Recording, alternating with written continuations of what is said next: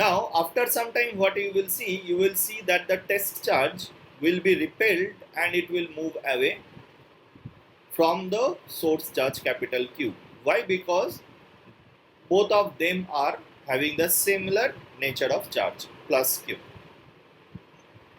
It will definitely happen because it is the nature of the charge that the like charges repel each other, so it will move in this direction. Now the question is, how come this small q charge know that it has to move in this particular direction? Why this small q charge does not move in this direction?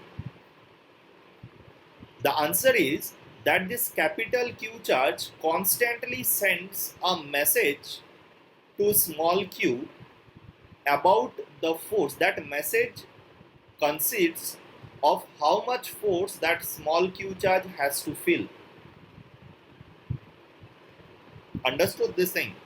And now the question that capital Q charge only sends message to small q. The answer is no. The capital Q charge sends this message to every point on the space, right? इस point में भी capital Q charge कुछ message भेजा होगा, इस point में भी कुछ मैसेज भेजा होगा, इस पॉइंट में भी कुछ मैसेज भेजा होगा. तो ये सारे पॉइंट में अगर मैं कुछ ना कुछ चार्जेस रखूं तो वो चार्ज इस कैपिटल क्यू चार्ज के चलते कुछ ना कुछ फोर्स फील करने लगे. ये सुनो, तो ये जो मैसेज ये कैपिटल क्यू चार्ज सेंड कर रहा है चारों तरफ, इस मैसेज को हम लोग इलेक्ट्रिक फील्ड इंटेंसिटी बोलते हैं, राइट. एंड जहां जहां ये मैसेज अवेलेबल होगा उसको हम लोग इलेक्ट्रिक फील्ड बोलेंगे, वो उस रीजन को हम लोग इलेक्ट्रिक फील्ड बोलेंगे. तो electric field is basically a region where any if you place any charge that charge will feel a force due to the source charge, उसको हम लोग इलेक्ट्रिक फील्ड बोलेंगे, राइट. तो जैसे मैंने कहा था, अब देख सकते हो कि यहाँ पे इलेक्ट्रिक फील्ड का मैंने एक डेफिनेशन लिख दिया कि the region around any charge where any other charge feels an electric force is called electric field due to the source charge. तो यहाँ पे सोर्स चार्ज के लिए कोई भी पूरा स्पेस जो होता है ना, 0 to इन्फिनिटी, कहीं पे भी अगर कोई भी चार्ज रख दो तो वो चार्ज थियोरिटिकली सोर्स चार्ज के लिए एक फोर्स फील करेगा. इसीलिए इसका जो फील्ड रीजन है, वो कोई भी चार्ज का जो फील्ड रीजन होता है वो इन्फिनिटी तक एक्सटेंड होता है, राइट. चलो अभी हम लोग देखते हैं क्या क्या है, कुछ क्वेश्चन है तो देखते. Will there be any field due to the source charge? यही तो मैंने कहा कि इलेक्ट्रिक फील्ड सिर्फ सोर्स चार्ज के लिए ही बनता है, टेस्ट चार्ज के लिए कभी भी हम लोग फील्ड नहीं बनाएंगे, right. Swapnil Ghosh, I hope you can understand that electric field सिर्फ और सिर्फ सोर्स चार्ज के लिए ही बनेगा. टेस्ट चार्ज जो है उसके लिए कोई फील्ड नहीं बना, ठीक है. तो इलेक्ट्रिक फील्ड जो बन रहा है वो सिर्फ और सिर्फ सोर्स चार्ज के लिए बन रहा है. अब देखो,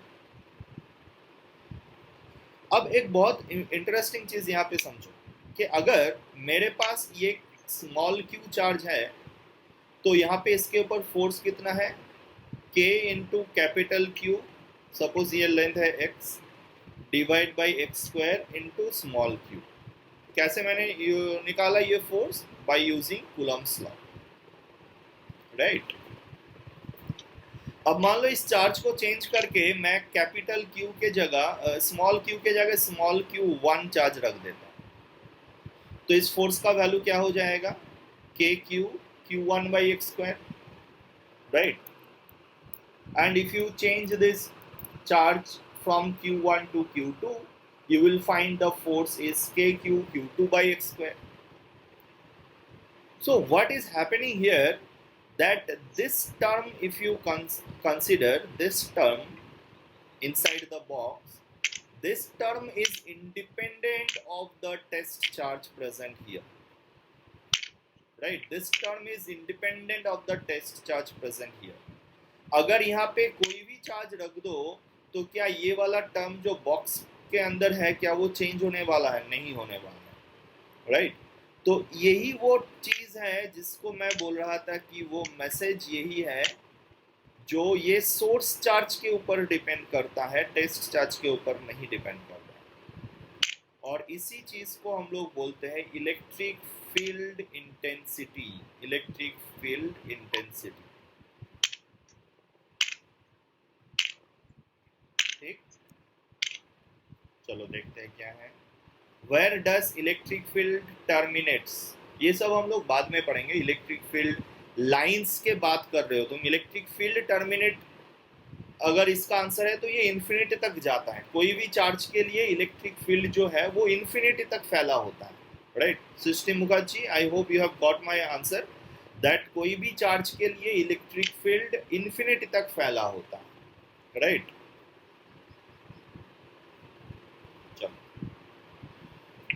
तो मैं ये कह रहा था कि अगर कोई भी चार्ज सोर्स चार्ज है तो उससे मैं कुछ दूर जाऊँ। अब मान लो कि मैं x दूर ना जाके सोर्स चार्ज से I have moved us distance r, तो इस पॉइंट में इस मैसेज का वैल्यू क्या हो जाएगा? Can I say that this point the message will come kq/r²? क्या इस पॉइंट का मैसेज kq/r² होगा? हाँ, डेफिनेटली होगा, क्योंकि इस पॉइंट में अगर कोई चार्ज रख दो तो उसके ऊपर kq/r² से मल्टीप्लाई हो जाएगा उसका चार्ज, तब उसके ऊपर वो फोर्स आएगा, राइट। जैसे यहाँ पे फोर्स निकालने के लिए मैं kq/x² से मल्टीप्लाई कर रहा था, वही चार्ज मैं अगर यहाँ पे लेके आऊँ तो उसके ऊपर फोर्स निकालने के लिए मुझे kq/r² से मल्टीप्लाई करना होगा। तो यहाँ पे इस पॉइंट का मैसेज क्या है? इस पॉइंट का मैसेज है kq/r²।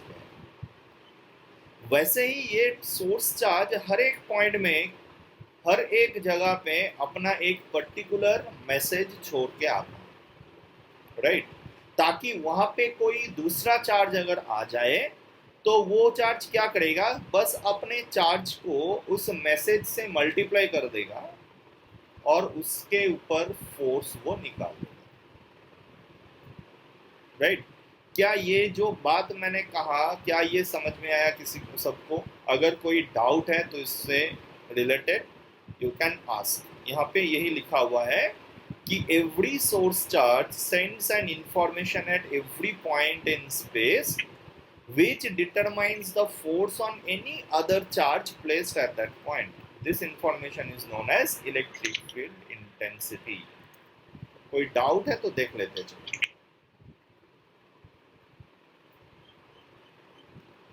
What if two different mediums are between the charges? ये question, Gaurav Banerjee, look, whenever you are asking this question of the medium, then you should ask that what will happen if both the charges are dipped in a particular medium. उसका answer हम लोग निकाल सकते हैं। अगर ये दोनों charge दो अलग अलग मीडियम में प्रेजेंट है, तो मैंने जैसे लास्ट दिन कहा था, लास्ट क्लास में we have discussed the effect of medium, right. Definitely you should see the thing, the lecture again, कि इफेक्ट ऑफ मीडियम में हम लोग ये डिस्कस किए थे कि अगर इस मीडियम का इफेक्ट लेना है तो हम लोग क्या करेंगे? इस kq/r² से एक डिवाइड कर देंगे। किसको डिवाइड करेंगे? रिलेटिव परमिटिविटी से डिवाइड कर देंगे। क्यों? क्योंकि अगर ये पूरा चीज एक मीडियम के अंदर है, अगर ये पूरा चीज कुछ मीडियम के अंदर रखा हुआ है, तो ये सोर्स चार्ज अपने चारों तरफ कुछ नेगेटिव चार्ज को अट्रैक्ट कर लेगा। उस हिसाब से इस सोर्स चार्ज का जो वैल्यू है वो घट जाएगा, और उस हिसाब से इलेक्ट्रिक फील्ड का वैल्यू भी डिवाइड करना पड़ेगा एप्सिलॉन r से। बट वो हम लोग तभी कर सकते हैं जब ये दोनों चार्ज एक ही मीडियम के अंदर कंप्लीटली इमर्स्ड हो। अगर ये दोनों चार्ज अलग अलग मीडियम में है तो भी ये इफेक्ट होगा, बट उसका इफेक्ट का आंसर क्या होगा that is not known to us. उसका आंसर हम लोग ऐसे इजीली कोई भी इक्वेशन से नहीं निकाल पाएंगे, राइट। तो योर क्वेश्चन शुड बी कि अगर चार्ज सेम मीडियम में रखा हुआ है तो इलेक्ट्रिक फील्ड का क्या होगा। अब देख सकते हो कि अगर मीडियम का रिलेटिव परमिटिविटी एप्सिलॉन r है तो इस चार्ज के लिए जो इलेक्ट्रिक फील्ड बनेगा वो kq/εr इंटू r² हो जाएगा, क्योंकि अब इफेक्टिव चार्ज इसका क्या हो गया? अब इसका इफेक्टिव चार्ज घट गया, right. I hope you can see now कि इसका इफेक्टिव चार्ज घट गया। कोई डाउट है अभी गौरव? Is it clear? अगर कोई डाउट है तो पूछ सकते।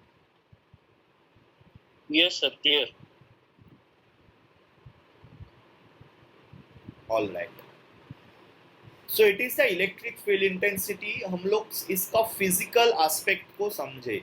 देखो, फिजिकल एस्पेक्ट समझना बहुत इंपॉर्टेंट है। मैथमेटिकली तो हम लोग चीज़ों को सॉल्व कर ही लेंगे, उसमें कोई दिक्कत नहीं है, कोई डाउट नहीं है कि मैथमेटिकली हम लोग बहुत साउंड है, हम लोग उसको सॉल्व कर ही लेंगे। बट चीज़ों अगर फिजिकली हम लोग चीज़ें को समझ सकते हैं कोई भी चीज़, तो उसको हम लोग विजुअलाइज अच्छे से कर पाते हैं। तो ये रहा इलेक्ट्रिक फील्ड का फिजिकल जो सिग्निफिकेंस है वो। अब इसको मैथमेटिकली कैसे डिराइव करें? तो आंसर बहुत सिंपल है। फिर से उस मैसेज के अंदर जाते हैं। उस मैसेज का वैल्यू क्या था? देखो, उस मैसेज का वैल्यू था के Q by x square, right. उस मैसेज का जो वैल्यू था वो था के क्यू बाई एक्स स्क्वायर। अब के क्यू बाई एक्स स्क्वायर को कैसे डिफाइन करें?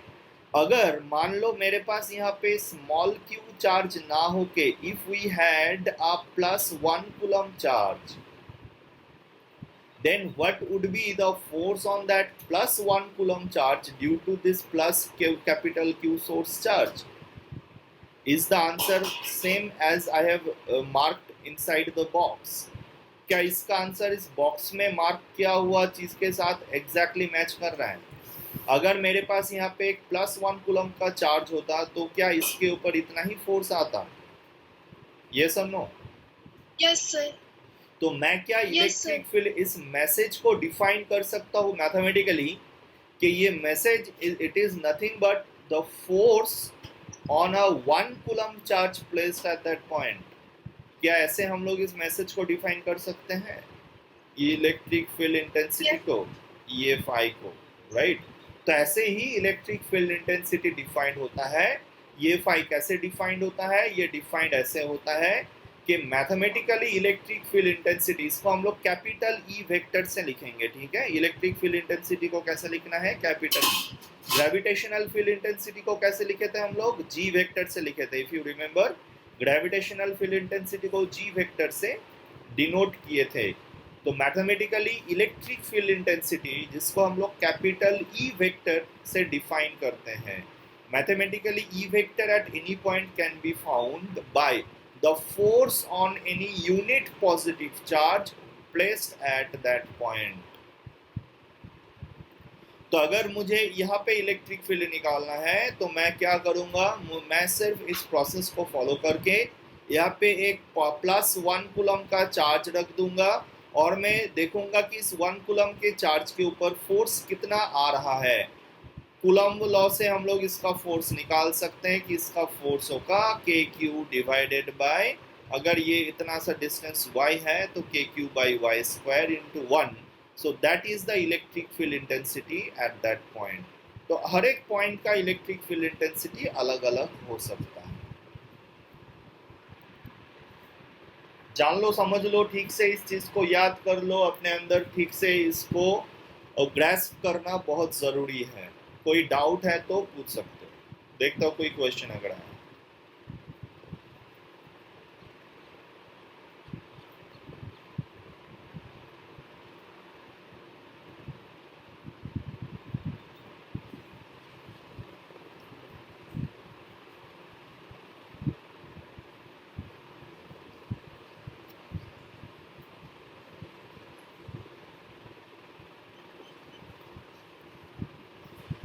Shanil Banerjee, sir, why does a semiconductor behave like insulator at 0 Kelvin and small amount of electrons free themselves at higher temperature? Is there any relation formula? देखो, semiconductor का formula आता है एक, वो हम लोग बाद में जब सेमीकंडक्टर डिस्कस करेंगे तब करेंगे। तब अब सेमीकंडक्टर को ऐसे ही मैंने लास्ट क्लास में कहा था, फर्स्ट क्लास में कहा था शायद, कि सेमीकंडक्टर एक ऐसा मटेरियल होता है जहाँ पे फ्री इलेक्ट्रॉन्स अवेलेबल तो होता है बट उसके लिए कुछ कंडीशंस रहता है, हायर टेम्परेचर्स में अवेलेबल होता है। 0 केल्विन में सेमीकंडक्टर्स के अंदर फ्री इलेक्ट्रॉन्स अवेलेबल नहीं होता है, इसीलिए वो एक इंसुलेटर जैसा बिहेव करता है।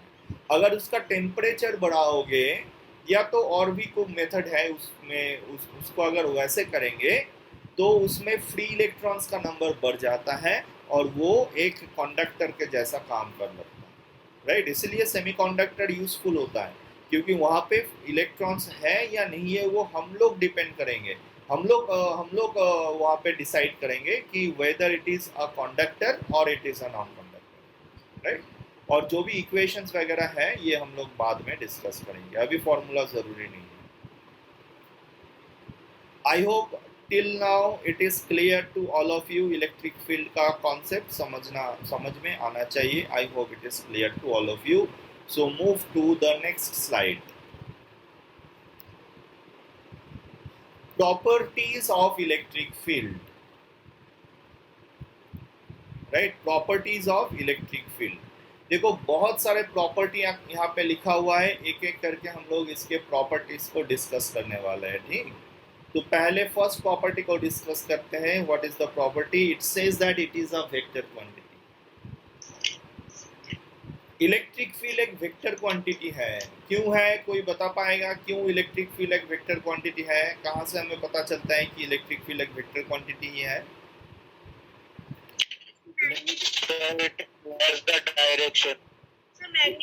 मैग्नीट्यूड डायरेक्शन है। देखो ये जो डेफिनेशन है ना वहीं से पता चलता है, क्योंकि इलेक्ट्रिक फील्ड क्या है? इलेक्ट्रिक फील्ड इंटेंसिटी है। कोई भी यूनिट पॉजिटिव चार्ज अगर रख दो तो उसके ऊपर का फोर्स, अब फोर्स किस टाइप का क्वांटिटी है? Vector quantity. तो अगर 1 कूलम चार्ज के ऊपर कोई फोर्स है तो उसको ही हम लोग इलेक्ट्रिक फील्ड बोलेंगे। तो इलेक्ट्रिक फील्ड भी एक्चुअली किस टाइप का क्वांटिटी हो गया? ये भी एक वेक्टर क्वांटिटी हो गया, राइट। तो इसका एक डायरेक्शन भी है और इसका एक मैग्नीट्यूड भी है, क्योंकि ये एक फोर्स है। Electric field actually is a force, right. चलो नेक्स्ट पॉइंट बोल रहा है कि the direction of the electric field due to any positive source charge is away from it and the negative source charge is towards it. Reason बहुत obvious सा है। If you think about this positive point charge, this is a positive charge. If you think about this positive point charge, you can see that whenever you place a 1 coulomb positive charge, this positive will be repelled each other and this force will always be away from the source charge. But अगर मुझे एक negative source charge के लिए electric field निकालना है तो मैं electric field निकालने के लिए कौन सा चार्ज रखूंगा? इसके आगे एक पॉजिटिव 1 कूलम चार्ज रख देंगे। अब इस चार्ज के ऊपर इस जो नेगेटिव चार्ज है वो कहाँ, किस डायरेक्शन में फोर्स लगाएगा?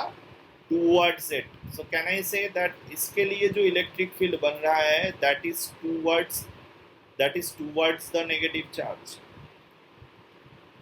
क्या ये सही है कि पॉजिटिव सोर्स चार्ज के लिए जो इलेक्ट्रिक फील्ड बनेगा वो सोर्स चार्ज से दूर बनेगा, बाहर बनेगा। हर एक पॉइंट में इस सोर्स चार्ज से दूर जाता हुआ दिखेगा इलेक्ट्रिक फील्ड, पॉजिटिव अगर है तो, राइट।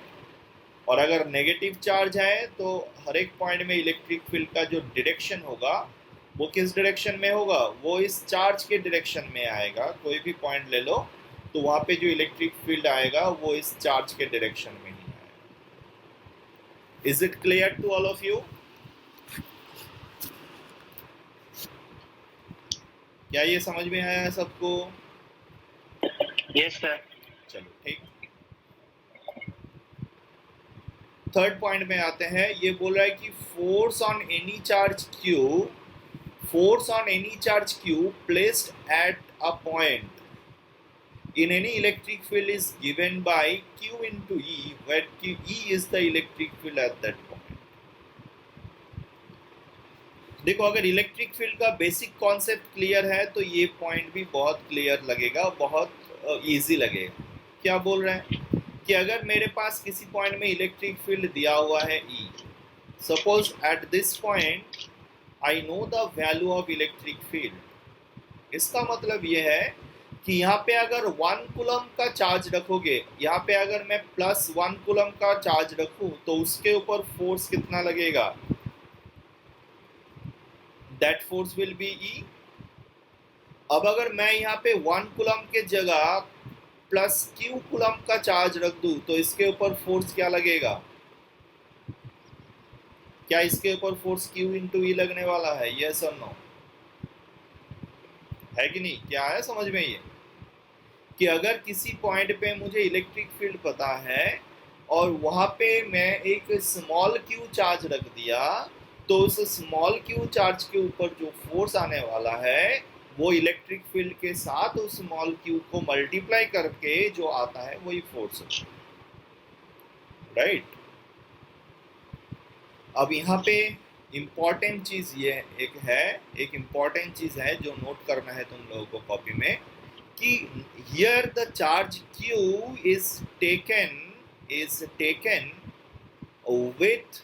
its sign अगर यहाँ पे मैं एक माइनस क्यू चार्ज रखूं तो इस फोर्स का वैल्यू क्या होगा? क्या इस फोर्स का वैल्यू q इंटू ही रहेगा? फोर्स का मैग्नीट्यूड तो q इंटू ई रहेगा बट इस फोर्स का डायरेक्शन क्या हो जाएगा? ऑपोजिट हो जाएगा, राइट?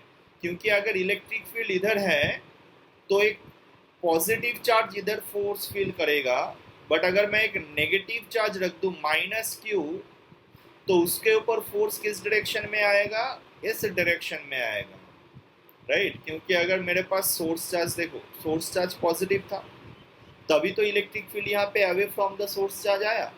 अब अगर इस सोर्स चार्ज के लिए मुझे यहाँ पे इलेक्ट्रिक फील्ड पता है और मैं माइनस क्यू चार्ज रख दिया तो वो सोर्स चार्ज के डायरेक्शन में अट्रैक्ट होता जाएगा, तो इसीलिए ये इलेक्ट्रिक फील्ड के ऑपोजिट डायरेक्शन में फोर्स आएगा।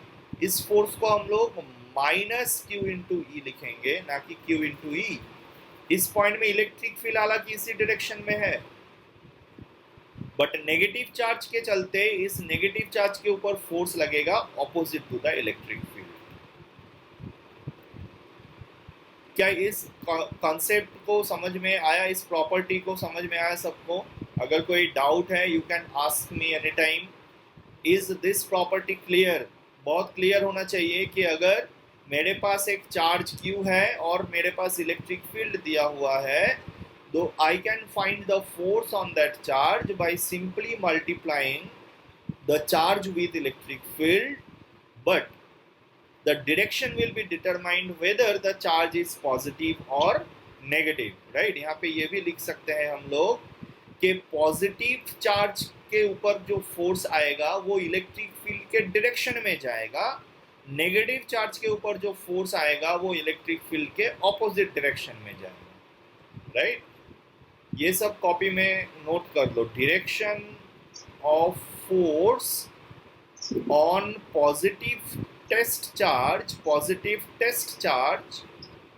is along electric field vector and direction of force on negative test charge is opposite to electric field vector। ये तीनों पॉइंट कॉपी में स्टार्ट करके नोट कर लो। हालांकि ये वीडियो मैं तुम्हें भेज दूंगा बट अगर नोट करोगे तो ज्यादा उसको याद रख पाओगे। Is this clear? यहाँ पे कोई डाउट है तो पूछो फटाफट। अनम्यूट करके भी पूछ सकते हो, चैट में लिख के भी पूछ सकते हो। तो चलते हैं हम लोग नेक्स्ट प्रॉपर्टी के ऊपर।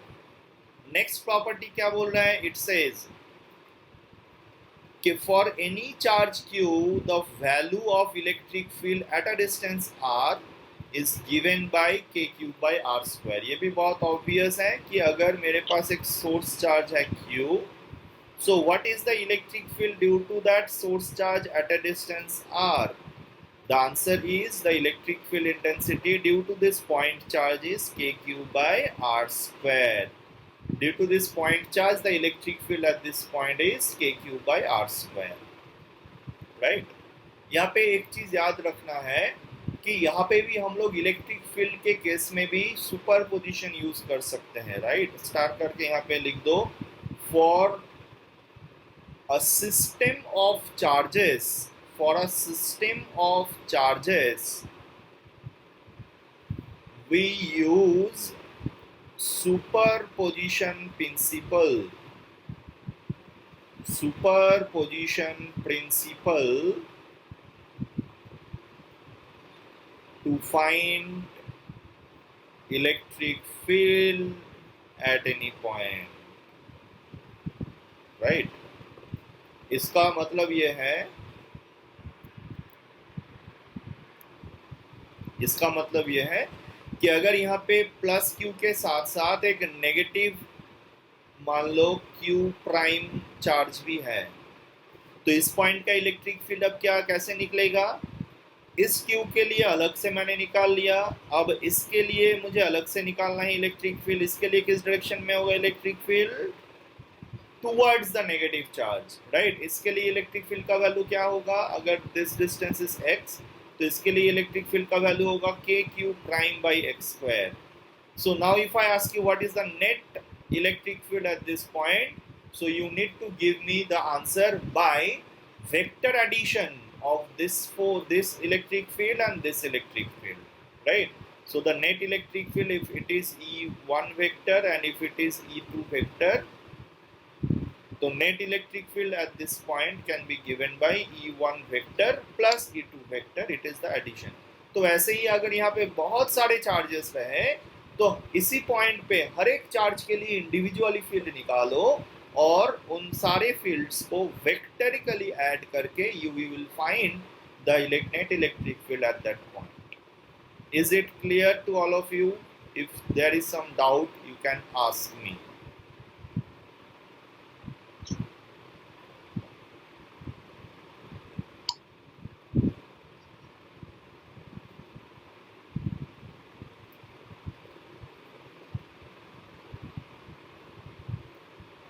I think it is clear to all of us. Now we will move to the last point. It says the uniform electric field is said to be uniform if its magnitude and direction is same everywhere in space. What does that mean? Suppose there is a point charge plus q. Now at every point, if you find the electric field at a distance r, suppose this distance is r, this distance is also r, this distance is also r. If I find the electric field at this point, the value is kq by r square. At this point the value is kq by r square. At this point the electric field value is kq by r square. Now my question is, now can I say that this electric field is a uniform electric field? क्योंकि इसका value हर एक जगह same है, यहाँ पे भी r distance दूर, यहाँ पे भी इलेक्ट्रिक फील्ड का वैल्यू, यहाँ पे इलेक्ट्रिक फील्ड का वैल्यू। क्या ये सारा इलेक्ट्रिक फील्ड को हम लोग यूनिफॉर्म इलेक्ट्रिक फील्ड बोल सकते हैं? इसका आंसर यस और नो में दो। क्या ये इलेक्ट्रिक फील्ड यूनिफॉर्म है? यस और no?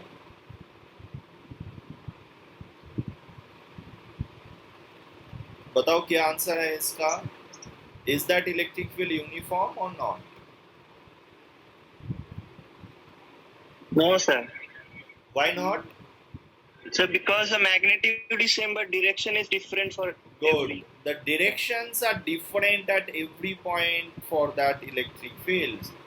So this is not a uniform electric field.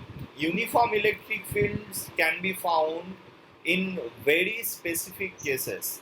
कौन सा केस है बाद में हम लोग जाके डिस्कस करेंगे, but uniform electric field, this is a non-uniform electric field. Uniform electric field can be found, said when the electric field has the same magnitude as well as the same direction everywhere, right? So now if I say that this is an electric field, at this point the electric field is this point, at this point the electric field is also in the same direction, at this point the electric field is also in the same direction with the same magnitude, then I can say that this electric field is a uniform electric field, such that everywhere the electric field has the same magnitude and in the same direction, it is acting. I hope this point is clear to all of you. अगर मुझे uniform electric field बोला है तो उसका मतलब ये है कि हर एक पॉइंट में उसका मैग्नीट्यूड एंड डायरेक्शन में सेम पकड़ सकता हूं. Okay, so these were the properties of electric field. I hope there is no question on these properties of electric field. If you have, you can ask questions. Okay, let me check what is the question. Is it practically possible? Yes, Gaurav Banerjee, we can practically find a uniform electric field, but there are few conditions for that. Actually, if you have a very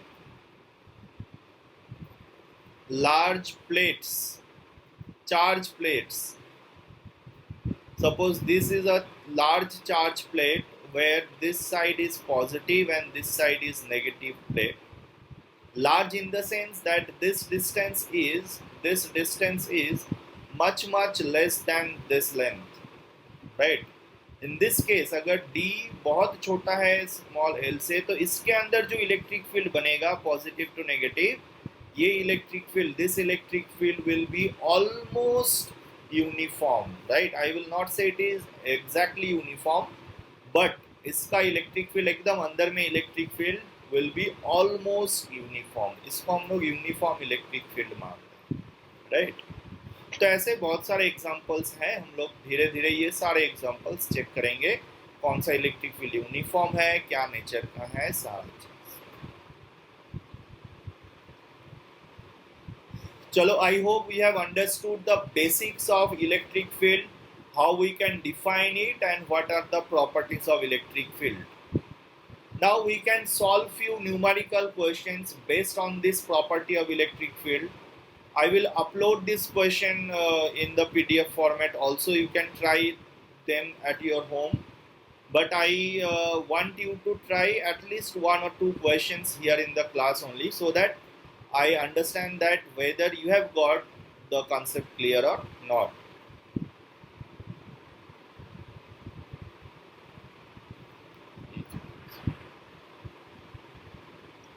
Alright, so here comes the first numerical. I want you to try this numerical in your copy right now and find whether you have got the answer given in the question itself. Read this question carefully and try to solve it. It is a simple question, it is not a difficult one. Okay, so let us assume that there is one electron. So what this electron will feel the force? If there is electric field upward, if the electric field is upward, in which direction this electron will feel the force? Upward or downward? First tell me in which direction this electron will feel the force? Upward or downward? This electron? Downward. Because we have seen that negative charge experiences opposite direction force. So the electron will experience a force downward. What is the value of this force? It is E into capital E. Yes or no? It is the force experienced by the electron. And if I divide it by the mass of electron, can I say it is the acceleration of the electron? Yes or no? Now you can see that this question is a simple projectile motion, where this initial velocity of the electron, let us assume it to be u, this angle is alpha. So after covering this path, the electrons are leaving the plate at angle beta. Suppose they are leaving with a velocity v and this angle is beta, right? And this entire length is given as L. Can you compare this problem with a simple projectile motion question we have studied in kinematics? Instead of g, we will use the acceleration a here, right? Rest of the parts are the same, right? Now it is not a question of electrostatic, it is a question of kinematics. What I can say, as horizontal velocity does not change, can I write this equation u cos alpha is into multiplied by t is equal to L along horizontal displacement. So I can write t, the value of time, is equal to L by u cos alpha. Right? That is the first equation I can get. In the second equation, can I use v cos beta equal to u cos alpha? V cos beta equal to u cos alpha. Why? Because the horizontal component of the velocity never changes in a projectile motion.